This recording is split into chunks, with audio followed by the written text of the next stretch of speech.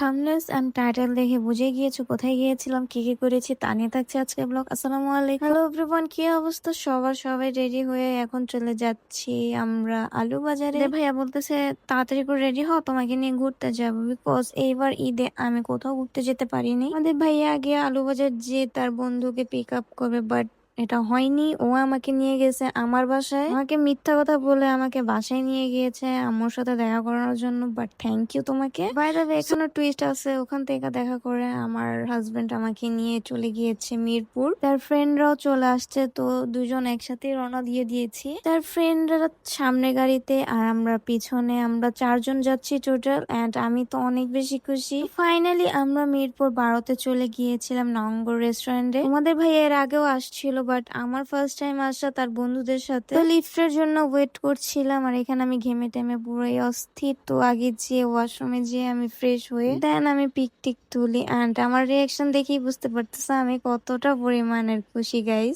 শুভ আমার সাথে মজা নিচ্ছিল বলে আমি হাসতেছিলাম এরকম ভাবে। এন্ড তোমাদের ভাইয়ের সাথে ভিডিও করে নিলাম। আমাদের দুজনকে কেমন লাগছিল অবশ্যই কমেন্টে বলবা। আমি এখানে হালকা পাতলা মেকআপটাকে সেট করছিলাম, তোমাদের ভাইয়া ভিডিও করছিল, বলতেছিল আর করো না তুমি, এভাবেই সুন্দর লাগতেছে তোমাকে। দুঃখের কথা গাইস, কি বলবো, ভিতরে এত পরিমাণে ক্রাউড ছিল, একদমই বসার জায়গা ছিল না।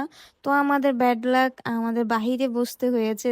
আগে বাহিরে যেয়ে দেখি বাহিরের কি অবস্থা, বাহিরেও সেম অবস্থা গাইস, কোথাও বসার জায়গা নেই কোথাও। আর এই হচ্ছে শুভ ডার্লিং, যাকে আমরা অনেক আদর করে শুভ ডার্লিং বলে ডাকি, আমার হাজবেন্ডের ছোটকালের বন্ধু। সে ভিড় থাকার কারণে কোথাও বসার জায়গা ছিল না। ফাইনালি উপরে একটা সিট পেয়েছি, বাট এটাও বুক ছিল, যার জন্য আমরা আর উপরে স্টে করতে পারিনি। বাই দ্য ওয়ে, ঈদের সিজনে গিয়েছিলাম, তো তার জন্য এত ক্রাউড ছিল। যাই হোক, ব্যাপার না। এখানে আমরা বসে আগে একটু পানি টানি খাচ্ছিলাম, কারণ অনেক লং টাইম তারা বাইক রাইড করে আসছে। তো এখানে তারা দুজন মজা করছিল আগের কথা নিয়ে। যাই হোক, আমি আমার মন মতন ভিডিও, ছবি সবকিছু করতে পেরেছি আলহামদুলিল্লাহ। স্যাডলি হচ্ছে আমরা কোনো সিট খালি পাইনি, কোনো টেবিলই খালি ছিল না, সব বুক। যেখানে যাচ্ছি সেখানে মানুষ।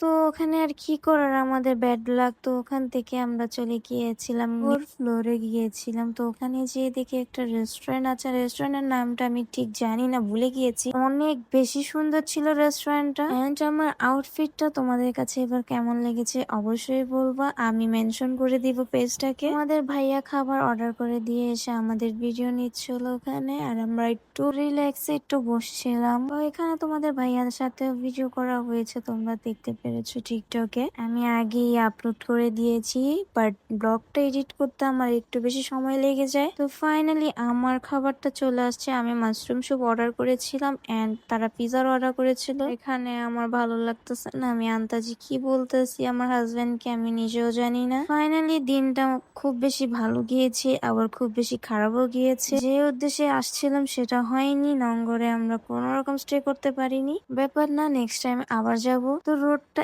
এত বেশি সুন্দর ছিল, আমরা একটু থামিয়ে ভিডিও নিচ্ছিলাম তোমাদের ভাইয়ার সাথে। আমি তো মহা খুশি, কারণ আমি একটু এনজয় করতে পারছি, কারণ ঈদের মধ্যে কোথাও যেতে পারিনি। শুভ এখানে আমাদেরকে ট্রিট দিচ্ছিল, আমরা লেমন টি খেয়ে দেন ব্যাক করি বাসা যাওয়ার উদ্দেশ্যে। আজকের ব্লগটা কেমন লেগেছে অবশ্যই কমেন্টে বলবা। ভালো লেগে থাকলে লাইক কমেন্ট শেয়ার দিয়ে অবশ্যই পাশে থাকবো। ততক্ষণ পর্যন্ত ভালো থাকো, সুস্থ থাকো, আমার জন্য বেশি বেশি দোয়া করবো। আল্লাহ হাফেজ।